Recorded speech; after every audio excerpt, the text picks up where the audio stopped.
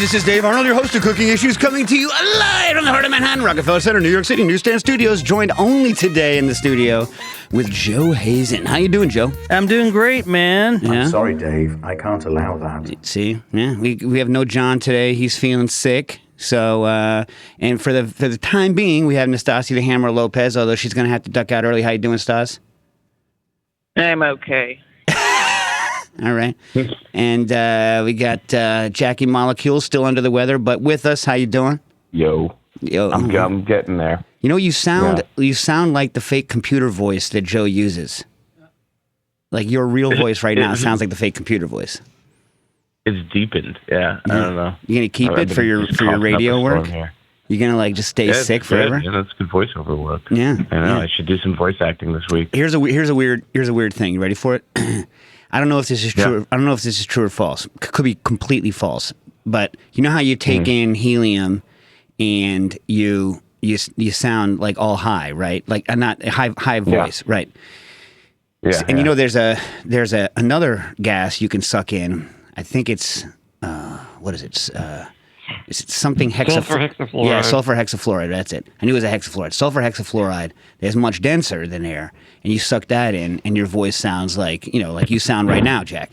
But it doesn't actually change. I think your vocal cord. I looked it up. It surprised me. It's not doing what you think. It's basically just shifting the timbre of it, right? Because your vocal cords are still your vocal cords. They're still the same length. They still have the same fundamentals, right?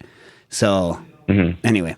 So I've always wanted to try that hexafluoride junk. I think it would be awesome. Wouldn't it be fun? Let's get some. It would be fun. You think it's poisonous? I don't know.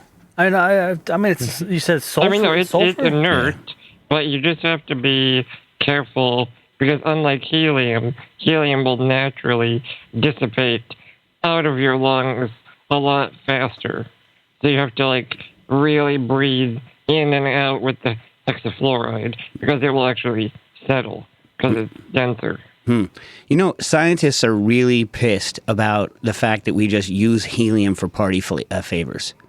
Because once it if you work in a scientific lab with helium, they spend $1 bazillion on recovery so that they get 99% or more of the helium back that they use for their because they need liquid helium for their superconductor work and all this other stuff for this scientific research.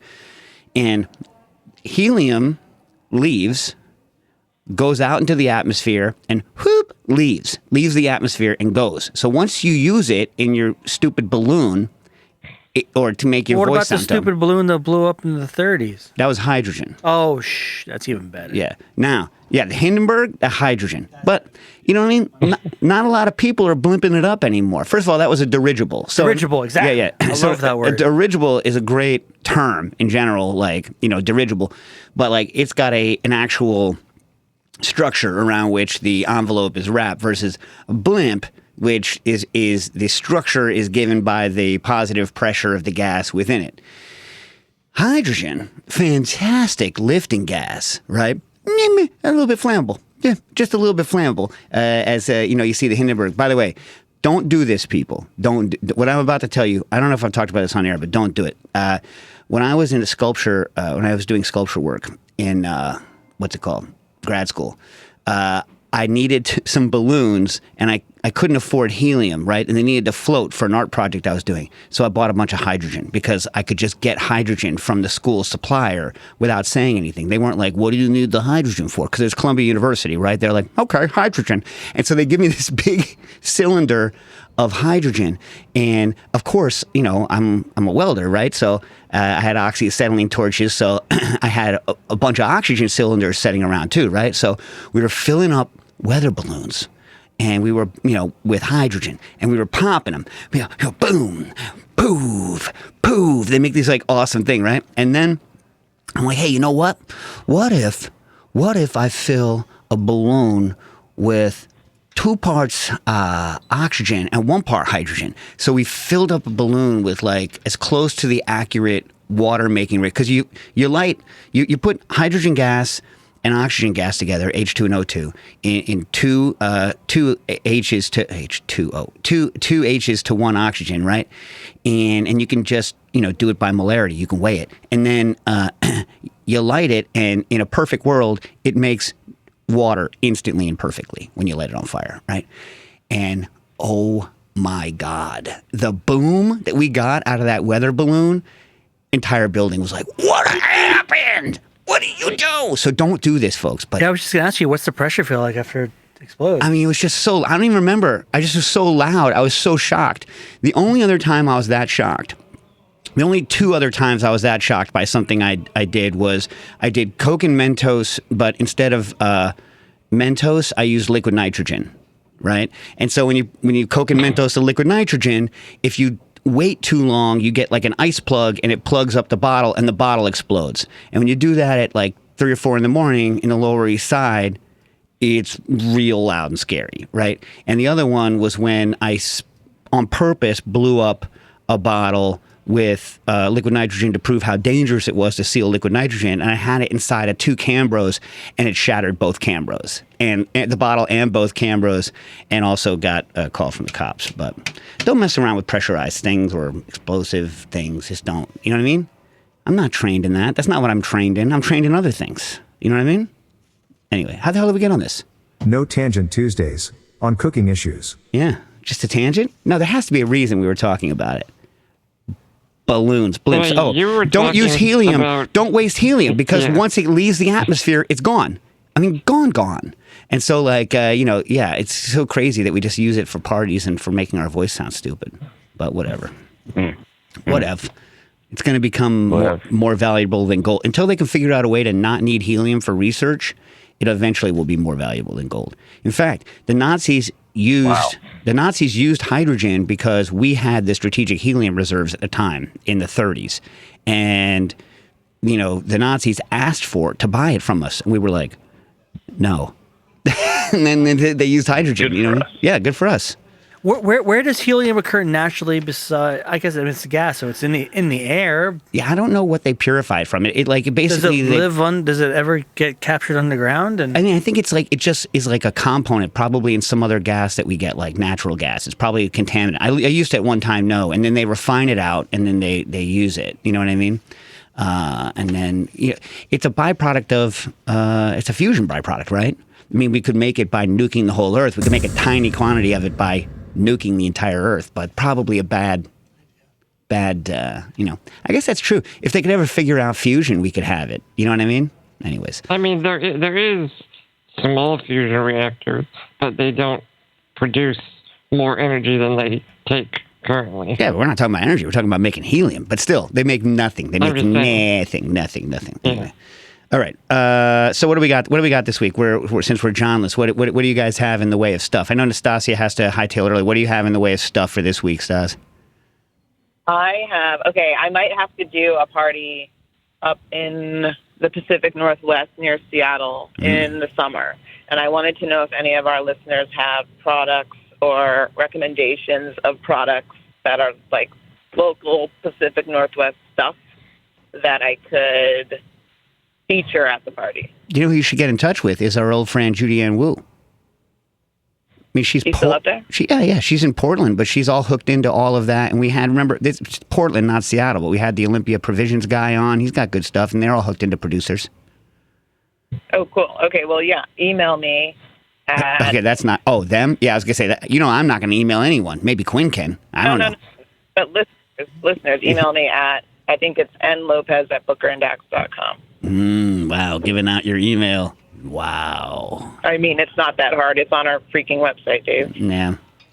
Do you remember when, the square that we used, was my actual telephone number, so people would call me, in the middle of the night?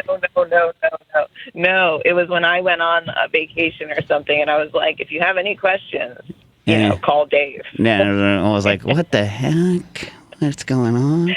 Yeah. And that's when radio show listeners would email me the questions for the show, so they got an automatic your phone number. Sweet. I love when artists do that. They put their phone number on the back of a CD or something like that. Sweet. Well, who's the famous rapper who was like, I'm right here, come get me, and then someone shot him because he had money on him? I just remember Crispin Glover had his phone number on his CD. Crispin Glover Yes. from from Living that's Color. cool. No, Crispin Glover. Oh wait, which one was No. that's From Back no. to the Future. But, He's yeah. Marty McFly. Yeah, We'd Oh. call when he came out with his first book. He had a phone number in the back, and we used to call it. We used to prank call his answering machine all the time, leave messages. It's hilarious. But he's also a famous wingding, right? He's a weirdo. Yeah. Oh, yeah.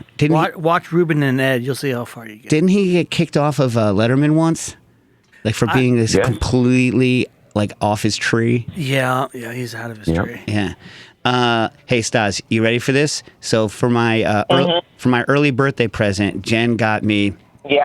tickets to go see, get this people, Glengarry Glen Ross on Broadway.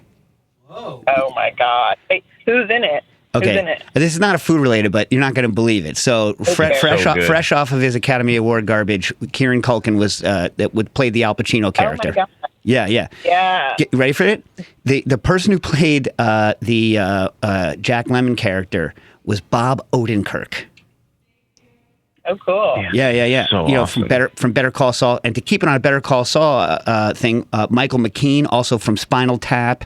And my favorite thing, obviously, he's in is Planes, Trains, and Automobiles. He's the cop who stops Steve Martin and John Candy. He's like, you think this? Wow, that is him, yeah. You think this vehicle is safe to drive on public highways? Yes, I do. That was my favorite. We watched that every summer.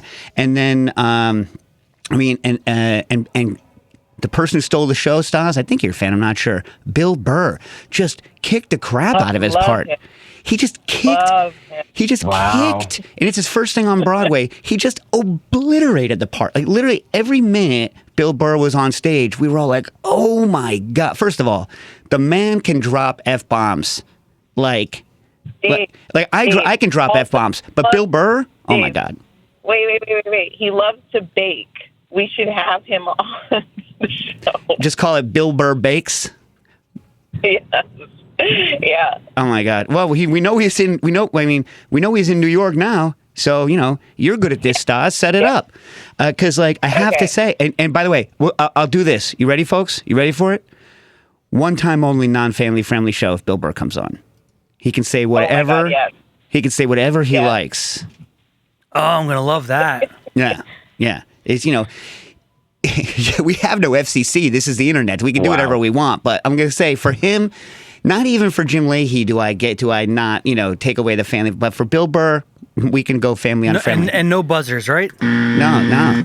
Unless you want to, unless you want as a joke. Let's make it happen. Unless you want as a joke to have a buzzer version that is family friendly. That's just welcome to Cooking Issues. Me.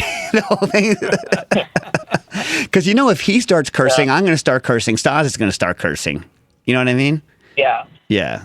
It'll be The problem with him is he's going to get into the dirty Irish. He's going to call out Ev. That's going to be the thing. Well, here's the thing, right? About the play. So the play is a Mamet play. And by the way, for those of you that wonder, the Alec Baldwin part, which is the part Stas and I quote the most, is not in the play. They wrote that just for the movie. But the play, they kept all the crazy racist stuff in it. It was nuts. You know what I mean? It was like, oh my God, it was so good though. So good. It's a lot shorter than I thought. For the amount of money it cost, it was a short play. Is it equally racist across all races? No. Oh no, it's heavier on one than another.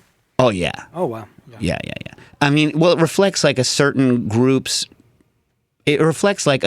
of salespeople's hatred of Indians. I'll just say what it is. They're very racist against Indians, from India, Indians in it. And it's but it's not. They're not. It's goes back to an earlier era. They're not co-signing the racism. They're not. In other words, the play doesn't portray them as good people. Is it like Peter Sellers?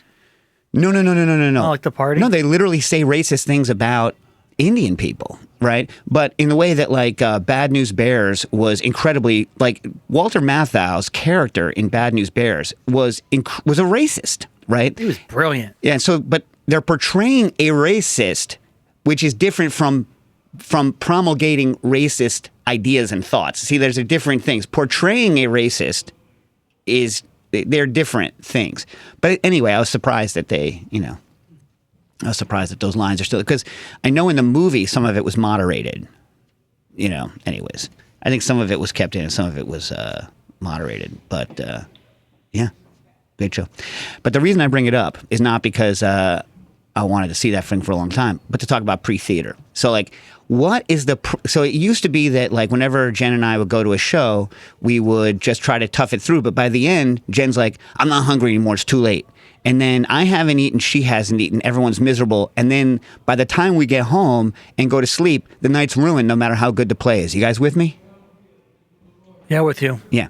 So I'm just looking at the camera right now. Look how lonely you look right now. And I'm a lonely man. No, John. I'm a lonely man. So so then the question is, like, what's a good pre-theater? Because pre-theater, you have to leave work earlier than any of us are really done with work, and we go, but you need to get in and out. So I've had 2 pre-theaters. Yesterday, I went to a Sichuan place. Get this, 42nd Street, between 8th and 9th. So for those of you that have never been to this block,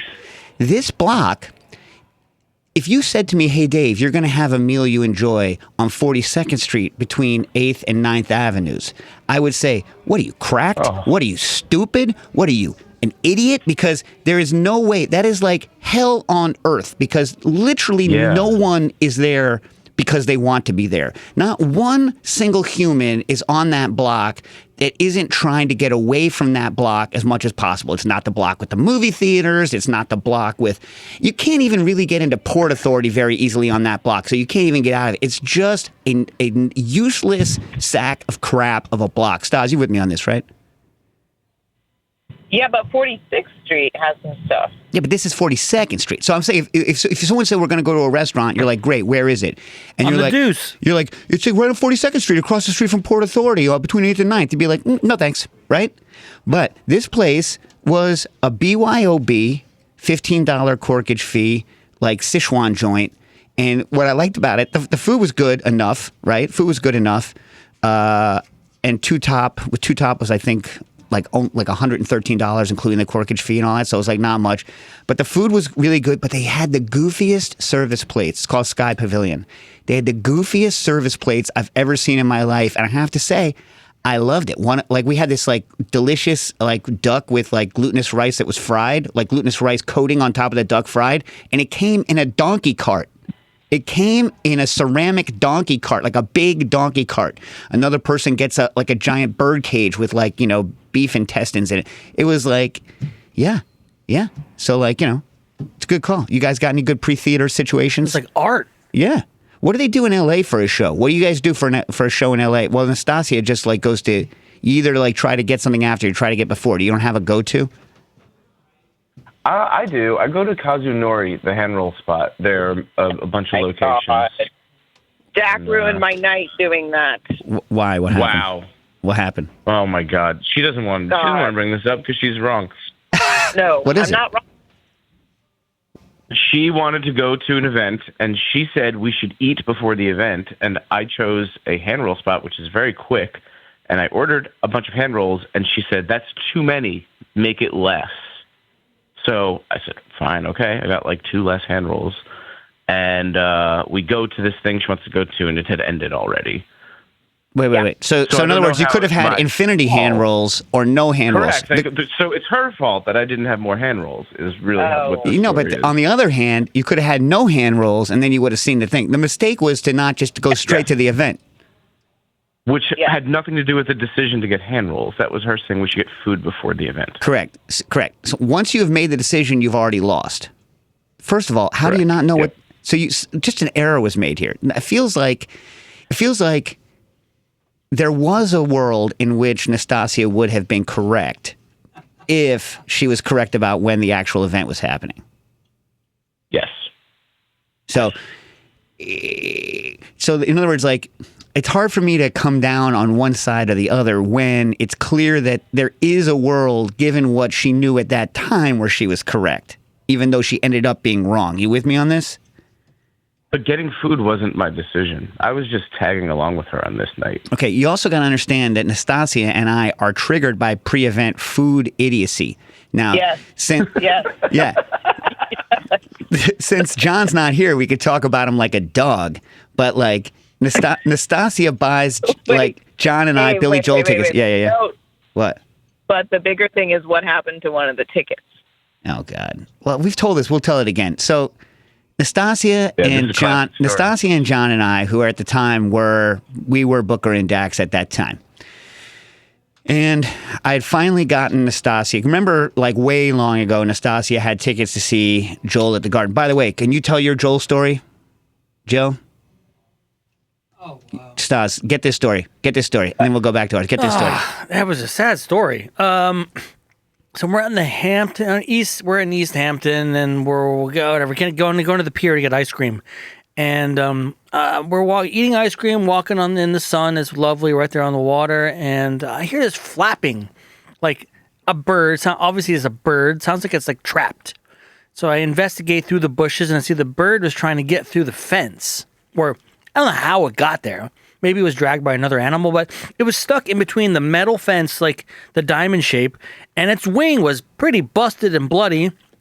And he's snapping, and I'm trying to help him, but I had a good positioning. And then it just happens to be that it's Billy Joel's house that I'm trying to help this bird. And he yells, "Get off my property!" And I'm like, it was like, no,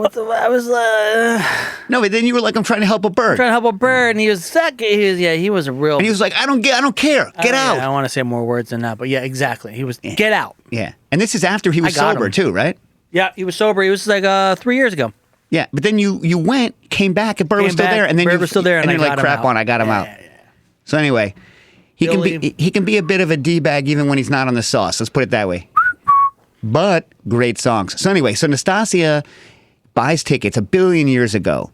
We're at the time, her worst nightmare. We're slinging non-alcoholic drinks at a vegan juice joint.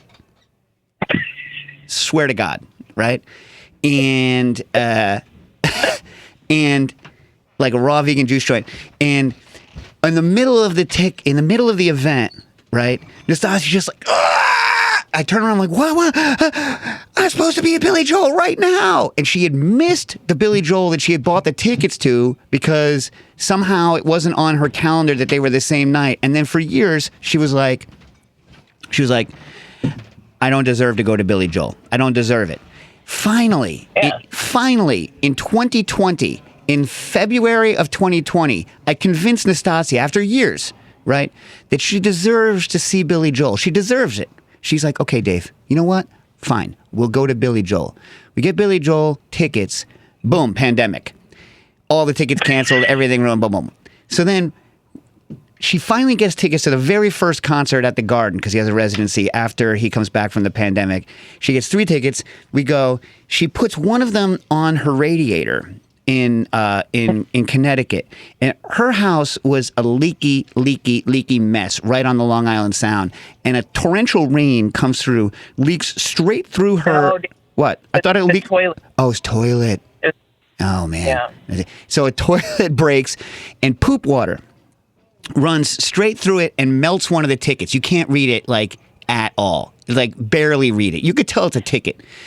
So Nastasia and I were like, we got to get to the Garden. So we go get some drinks at the Holland Bar, which was where I was a local, and then it closed. And then we go to a halal cart, and this is why we're bringing up why we're triggered by it. Nastasia and I get a grab and go thing from the halal cart, and freaking John. Because we have to deal with the toilet water ticket. Yeah. We have to talk to the MSG like, hey, fix this ticket. It's real. So we got to grab and go. Yeah. John. He gets it. He gets it over the rice in the big styro container. The big styro container with the freaking lamb and the rice and all of that crap. And the fork. Yeah, and we're like, "What the hell are you doing? You can't just shove that in your mouth and go into the freaking Garden." You know what I mean? Because we got to deal with these damn tickets. So first of all, he's sitting there like trying to eat it. We're staring holes through his head. Right, because he was not eating this stuff fast enough. Like literally, like if my eyes could have bored a hole through a human being, like it would have. But then we get into the Garden. He's finished his bowl. His ticket is pristine, and he's like, "All right, guys, I'll see you inside." And we're like, "What?" So he goes, and we're in line with the saltiest bunch of folk you've ever. They have toilet problems too. Oh my! No, we're trying to get the ticket changed, which we finally do. We made it just before they started, but we were basically threatening people's lives. The guy behind us in line was like, "F all of you people! I hope you all die. You're all a bunch of carpetbaggers." He looks at Nastasia and I says, "Not you two. You guys are all right." Remember that?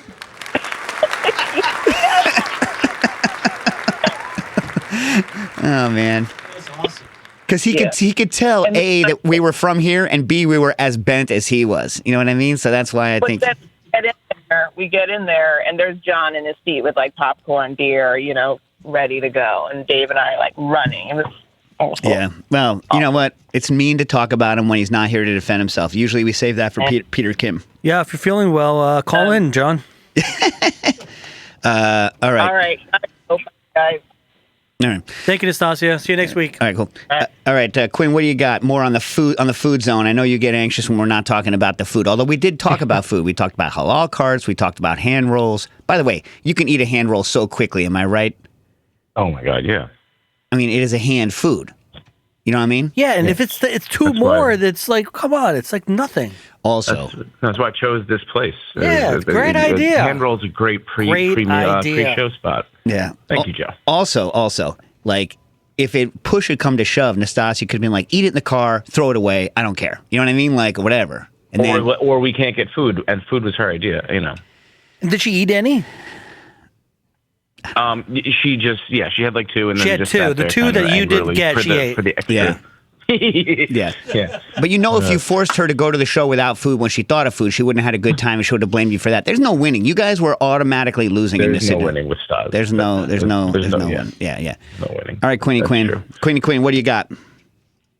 Oh, by the way, hold on a sec. Call your questions in to 917-410-1507. That's 917-410-1507 if you're on the Patreon. And Quinn, why don't you tell them why they should be on the Patreon and what they might get or not get or advantages or Well, benefits? they should join the Patreon to, one, get the show either live or early, depending on your schedule. You get priority question answers on the show.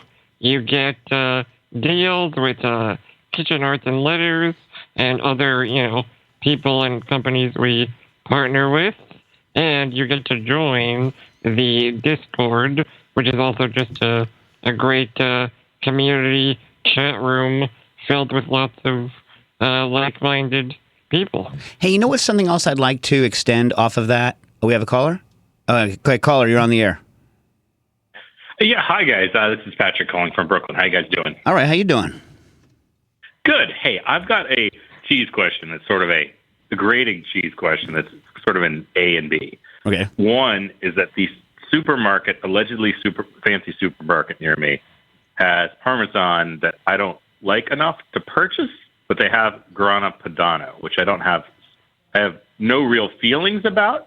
And so I'm curious if there are any recipes that are designed specifically for Grana Padano pasta recipes rather than Parmesan or Pecorino Romano, or if it's just a in-between gray area, not in-between, it's sort of a Parmesan-like thing that I should think of that way. No, I wouldn't think about it that way. Yeah, well, before you get to B, right, Okay. Grana Padano, right, is very similar cheese to Parmigiano Reggiano. It's just that they're not part of the consortium. So either they're made outside of the area where the consortium is, or they don't want to pay to be in the Consorzio Tutelo Parmigiano Reggiano, right? So it's like they can be very similar. So you can have Grana Padanos that are like, every bit as good as the best Parmigiano, right? But just they're not part of the consortium. This one is not. So that's the other. So.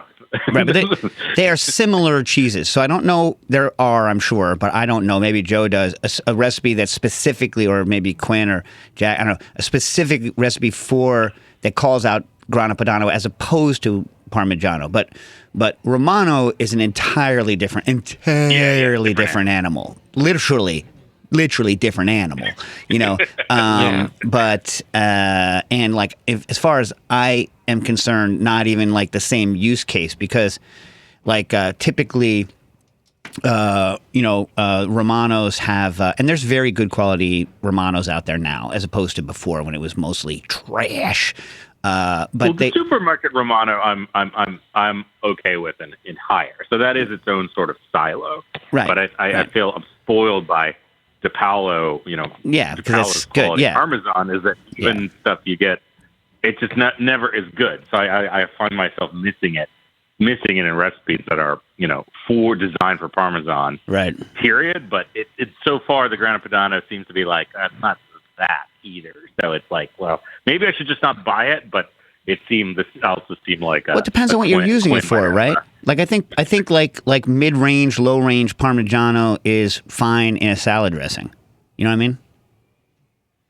Yeah. I mean, I'm going to ask part B then, because it's sort of related.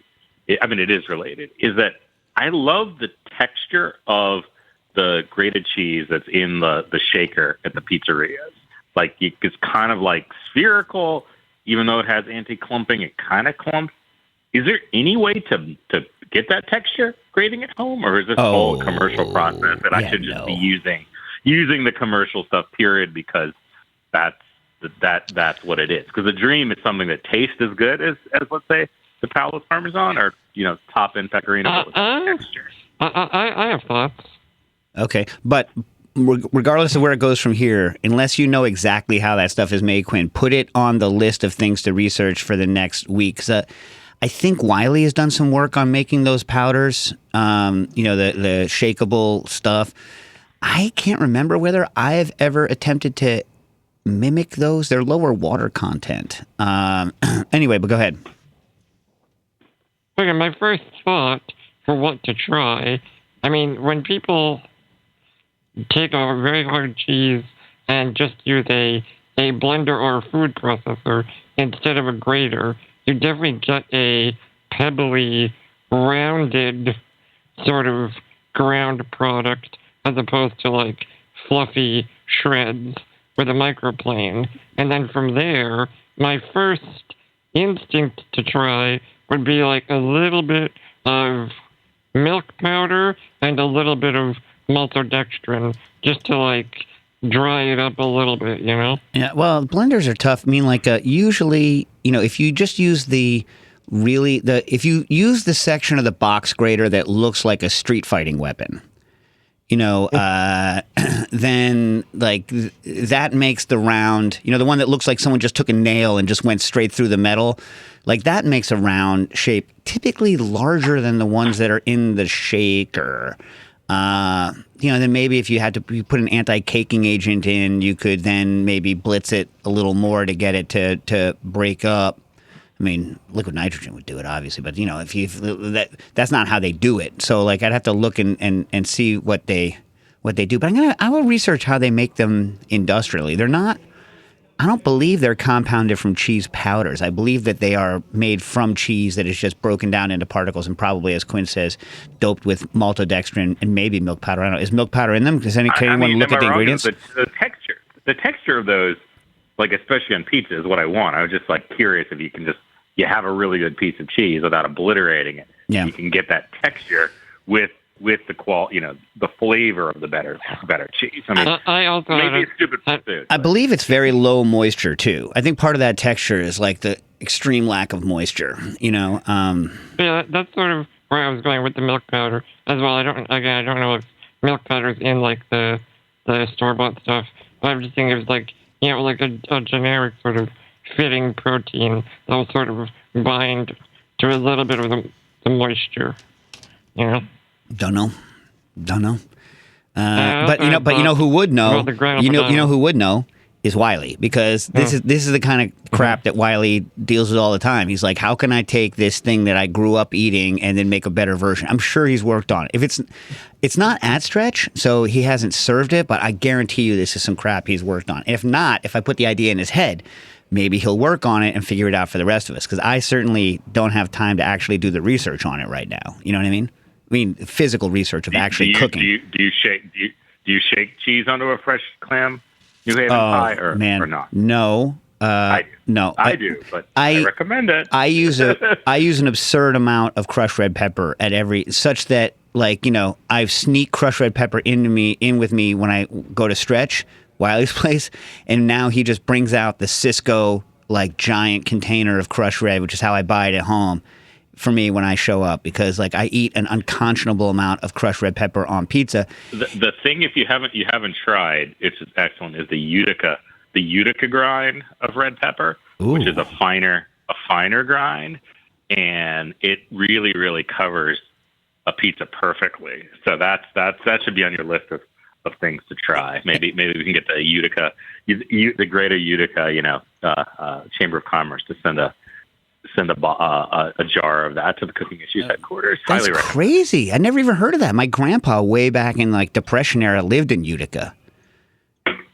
So like I feel like Depression era. No, that's a joke. That's a joke. It's on the up and up. Oh. You should definitely try it. All right. I've never heard of. I mean, I've heard of like Herkimer diamonds, which are close to Utica, right? I've never heard of Herkimer grind peppers. I need to get these. And Utica greens are the classic Central New York Italian green dish too. So there's various wonders of cuisine in Utica, but definitely if you're into excessive amounts of red pepper, Avico. I'm looking at it right now. Avico, Avico brand Utica grind crushed red pepper, 1928. So I don't know if that's its invention or not, but highly recommend it. So this is like the best thing anyone's told me in a long time. A new version of crushed red pepper that I can have. And it's from my home state where my grandpa used to live. I mean, he was kind of a bastard, but still, you know what I mean? Obtain this now. Awesome. Well, thanks for your help. All right. Thank you. All right. And if we get any updates from Wiley, I'll let you know. Wait. I had thoughts about the Grana Padano as well. Okay. So they could listen to that. What were we talking about before that? Can someone remember? By the time you're done, we'll get back to it.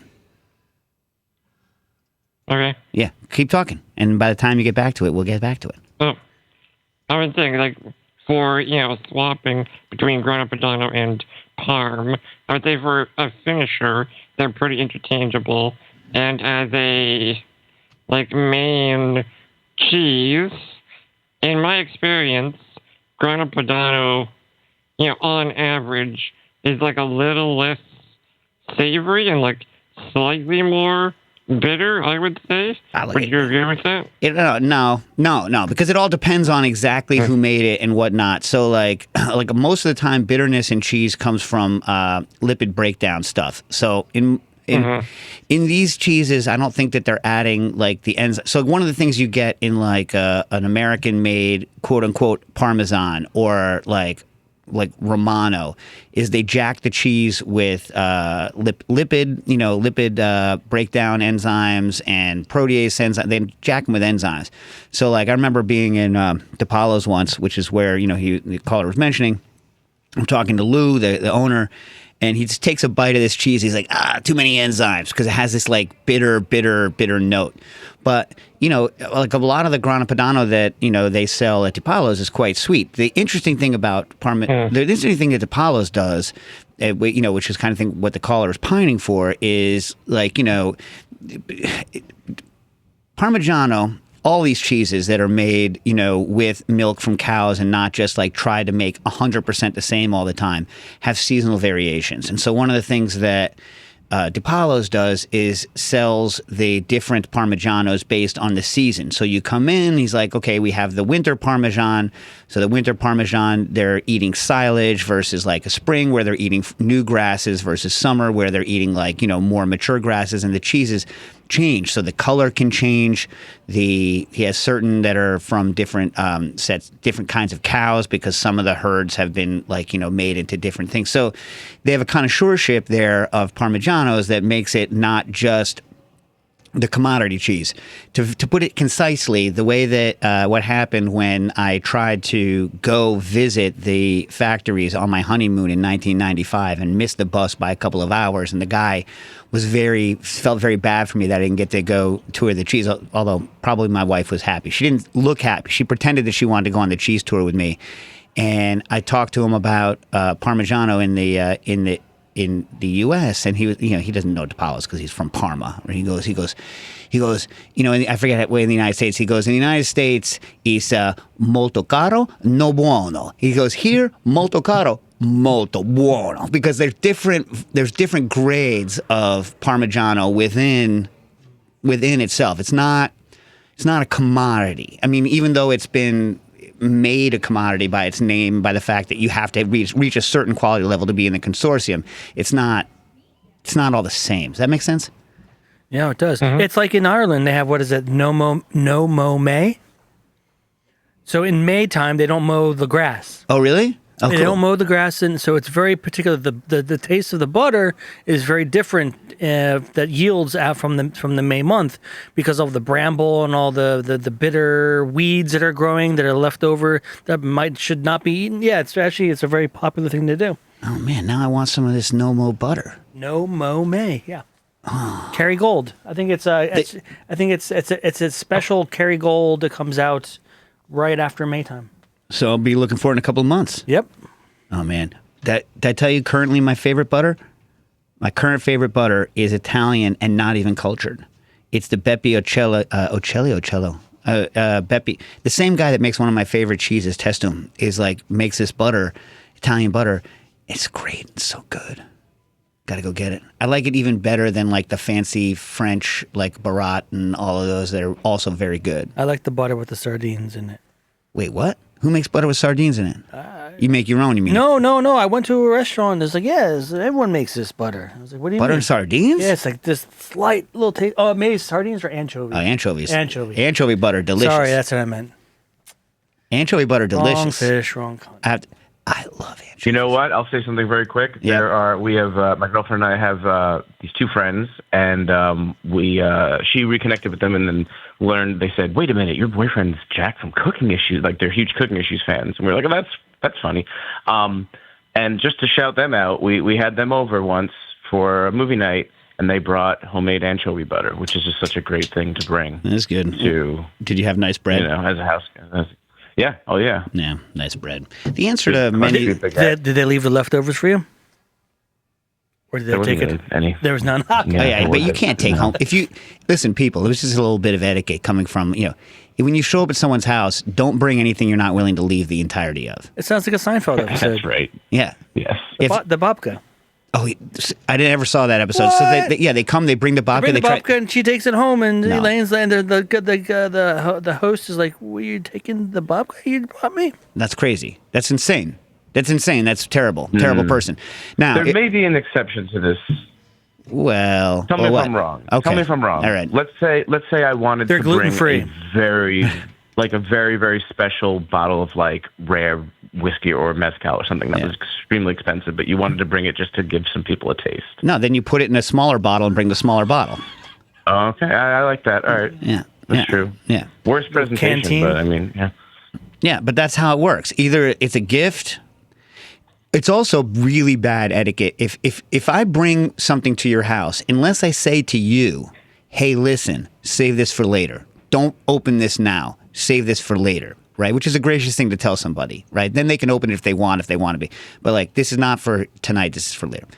Unless they say that, you kind of have to open it. You know what I mean?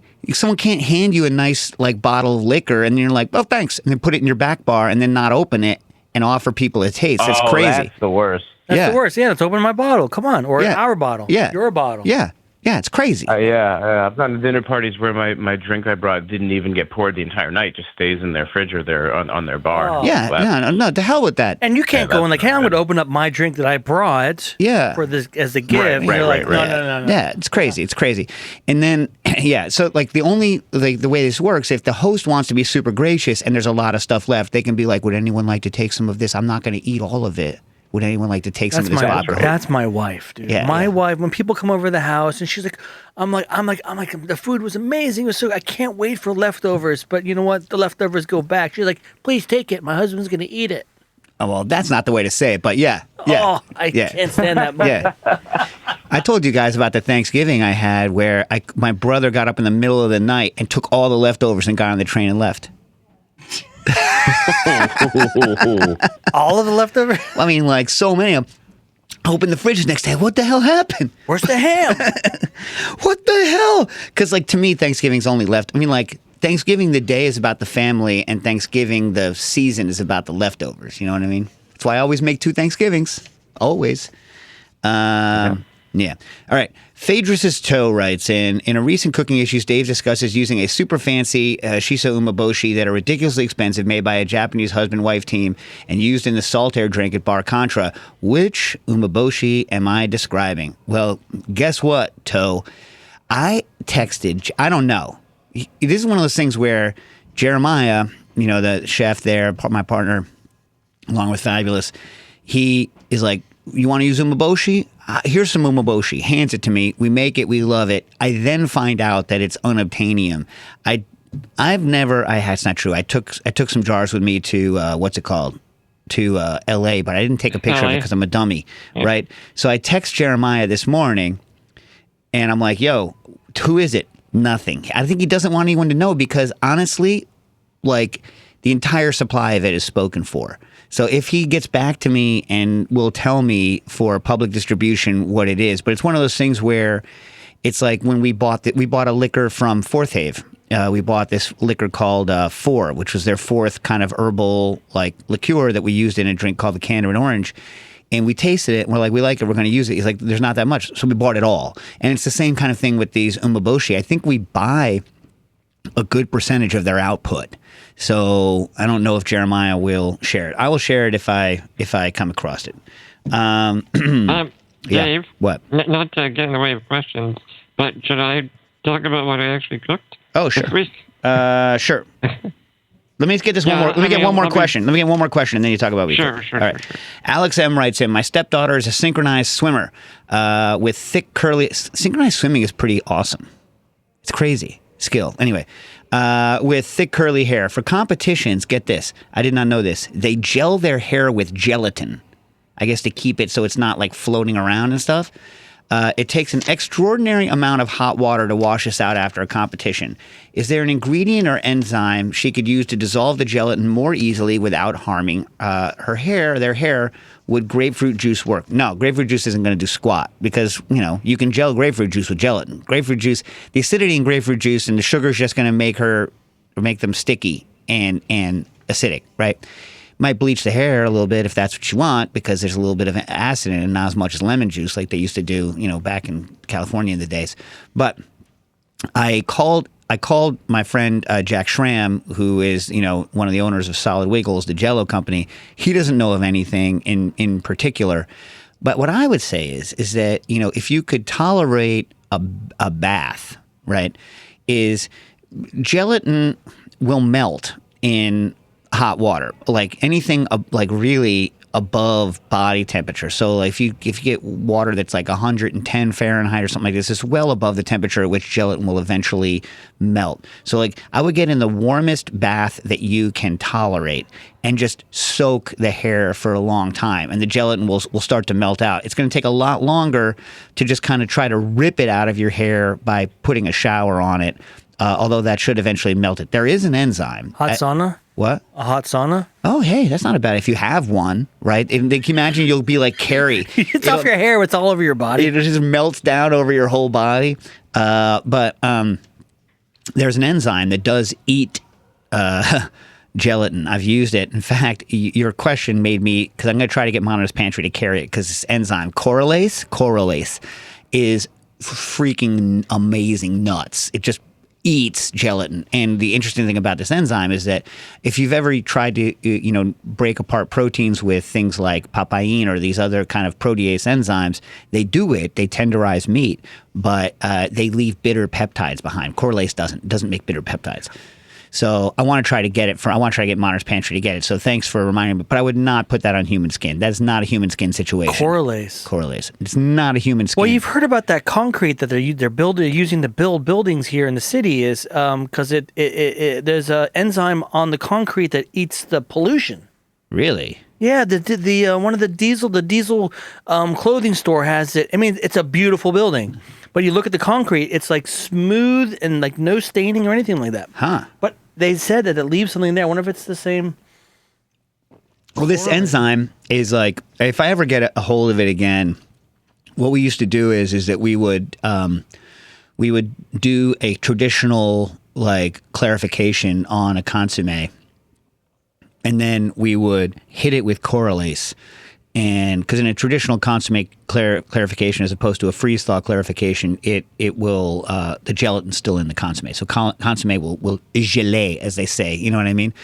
It'll turn into an aspic, which is a terrible word for a food. Aspic. Anyway, you hit it with correlase, and it doesn't turn bitter, and you can just boil it down to nothing, to this incredibly rich like liquid. And so I love it. I want it.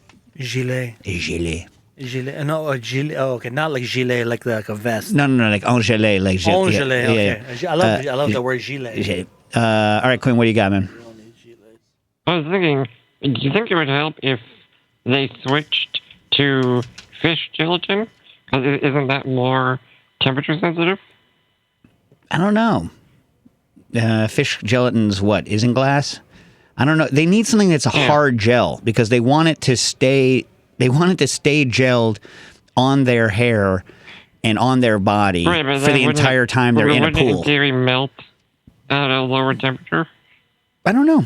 I don't know. It also, like, remember the melt, like how long it takes to melt, and the melt temperature is going to be dependent on the concentration. It sounds like they're making a very stiff gel. When I was a kid, they used to. This is even worse. Like some of the punk rock kids, they used to spike their hair with Elmer's glue. They would mix Elmer's glue and water and spike their hair up with it. Remember that? We used to use egg whites. Really? Yep.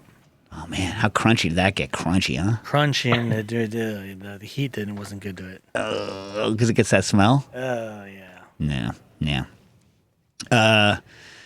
Ivan. Oh wait, did you talk about what your cooking is or no? Did you? Already? Yeah. We fired up our gas pizza oven. We have the Uni brand, and we did flatbread, and we did a local water buffalo Florentine steak. So a 3-inch thick porterhouse. Oh, nice. Did you do? How'd you cook it? We did, the Anova oven, 55 Celsius, for many hours, and then we finished it in the pizza oven to sear. Was it too high? Was that too high? Was 55 too high? No, I think we could have been faster with the searing. The steak may have been a little too big. It was a little awkward to get into the pizza oven. Uh-huh. But overall, the flavor was very nice. Yeah, I would always do, especially on something something very lean, the strip was surprisingly marbled. Oh, all right. But even so, I would do probably 55 for not that long, and then drop it and do the soak at 52. I would probably do 54 or 55, and then drop it to 52 for the long-term soak, and then 50, and then and then sear from 50. And then you're not going to get any overcooked problems in the oven. How long was it in the pizza oven? Did you already say? In the pizza oven? Yeah. I mean, it's hard to say. Again, we were, taking it in and out to try and flip it, manipulate it. Yeah. But that needs some work. But overall, it was good. Fold, spindle, and mutilate. By the way, I did burgers and French fries using Snake River Farm meat because I was sent that on my birthday, and my little mini hood is still a champ. We should start making plans for little mini hoods so people can make them for themselves. Speaking of plans, Dave, what's at the very top of your document? I don't know. Why don't you just tell me so I don't have to flip around? Right now, the top of my document says Kieran Culkin, Bob Odenkirk, and Bill Burr. What should I be saying? Spinzall sale. Oh, yeah. Well, let's do that. Let me get these questions. Then we'll do the Spinzall sale. All right. Z Banks wrote in, this is related to your pizza oven. I bought a Sears All Pro a few months back, but I'm struggling to figure out how to think about when to use it. Originally, I expected it to be a drop-in replacement for a regular gas torch or a hot grill. However, when I try searing a salmon or tuna steak with the Sears All, it tends to be cooked through by the time I get a nice crust. I've made sure to pat the food dry, preheat the unit, and keep it as close as possible to the food. I am using the BTS 8090 and MAP gas, which is the Mr. Torch. Okay. So here's the thing. It's definitely not a drop-in for a torch for certain things. In fact, torch, I think, is really terrible for a lot of things. Torch works fine on something like creme brulee to get that crispy sugar because it doesn't provide an off taste. But as we've kind of shown, or Ariel showed, when I had her do some GC mass spec work, is that when you put a torch directly on meat, it makes these things that taste kind of like combustion. They're nasty, right? They kind of nasty taste on meat, and any of these kind of like high protein things. So that's why we developed the Searsol. So the Searsol is meant to take the torch and spread it out, right? So it's turning a torch into a broiler. So it's supposed to act like a broiler, like a pretty high intensity broiler, but much smaller, right? So in general, I'm never cooking things from zero with it, right? It's meant to just be something like you hit at the end to give like a nice crust or sear surface on it, right? Sears things, doesn't cook things. If you have to put it over a piece of tuna or a piece of steak so long, you should be able to get like a super crust on an entire face of a ribeye in under 2 minutes. So like you know what I mean? So like you, especially with the Pro. So it really shouldn't be cooking hardly any depth through it at all. In fact, we used to take the Searsol and we could put a crust on foie gras, pate de foie gras, without melting the underlying pate. That's how fast you can be. You have to get really close. What I'm guessing is happening is that the torch that you're using has a knob on it that allows you to turn it up and down. You want the thing to be as screaming as possible, right? So you want to turn the gas up, especially the Pro. If you don't put enough gas into it, it kind of doesn't get hot enough, and then you're going to have a hot spot in the center and the edges aren't going to be hot. So let us know if that's the problem, and if not, you know, you talk to Quinn, he can hook you up, but I think that's probably what's going on. We got a question. These are two related questions, and we'll talk about the sale on the way out, Quinn, all right? We got, all right, also, Ivan said, I regularly make lime and champagne acids following the recipes on Liquid Intelligence, minus the succinic acid. Monitor's pantry shipping cost to Canada pretty cheap. Not for succinic acid, dude. It only weighs like a tenth of a pound. It's like so light. Get the succinic acid. It's a small package. Anyway, I've noticed after a while they develop white plumes. Do you have any idea what these may be? How to avoid them if they can be harmful? Hopefully you can see the photo. I did. Listen, it's some sort of mold or yeast. I get the same thing if you store straight acids out for a long time in hot weather or in a kitchen. They can develop that. I don't know what. There are certain yeasts that can tolerate, for instance, brewer's yeast even can tolerate very acidic environments. They grow very, very slowly, right? Some of them can actually metabolize citric acid. The issue is there has to be some sort of nitrogen contamination because all of these things need some nitrogen source to grow. So I don't know what it is, but it has happened to me as well. Store it in the fridge and it will not happen. All right. And by the way, they want to thank, on an unrelated note, whoever added Crown Pastries in Scarborough, Ontario to the Cooking Issues map. I went last Saturday, and the Syrian pastries were fantastic. So whoever added it, thank you. Rock Baker wants to know, and this is going to go into Saison Slayer's question, can we get the final word on ginger clarification? Should I use magnesium carbonate and spin versus progressively taller and narrower racking procedures? So what we're talking about is how to clarify ginger, because ginger has some starch in it. I originally said magnesium carbonate is the way to go. I don't really use magnesium carbonate now. It's too much of a heartache and it turns things basic, right? Also, the magnesium carbonate that I was using wasn't straight magnesium carbonate. It was light magnesium carbonate, which is a mixture of that and magnesium oxide, but it's problematic. I can come back and talk about it more on the next episode. So instead what I do is I do ginger, and I'll explain now how I do it because I had a question. Any chance Dave can share the specs for the Firefly Mule? A relative had it and loved it. He's coming to visit. I was hoping to make some. Here, okay. First thing you need to make is what we call zing. And for that, you take 3 parts galangal, 15 parts turmeric, 20 parts ginger. You juice them in a slow juicer. We use the Kuvings. You then take that juice, you add to that an equal volume of vodka, right? 40% vodka. You add it like that. Then you add 0.5% of citric acid. You need that acid or it won't clarify. And then 4 milliliters per liter of Pectinex enzyme, and it'll drop out. Everything will drop. So you put it in a tall, thin, round container, and then you keep pouring it off and then let it settle. And as it goes, you should be able to get like 75 80% of your liquid back if you let it settle in the fridge over. We do for like several days. We'll keep racking it. Then the recipe is for every one. This makes 3 liters of mule. For every 1,000 mils, every liter of Zing, it's 328 mils of gin. We use Ford's, 295 of 1-to-1 simple syrup. These are all milliliters. 181 of lime acid or clarified lime juice. 207 of polydextrose. That's polydextrose 1-to-1. So 50% by weight polydextrose, 50% weight water. We get the polydextrose. You can get it from Monter's Pantry or Tate & Lyle. 966 water and 2.75 of 20% saline solution. And that's how you make, and of course, chill like a mother and carbonate. If you can't get the Poly D, you could up the sugar a little bit, but then it's going to be sweeter. So I recommend getting the Poly D. All right. We are putting the Searsall 2.0 on sale. What are we going to sell for, Quinn?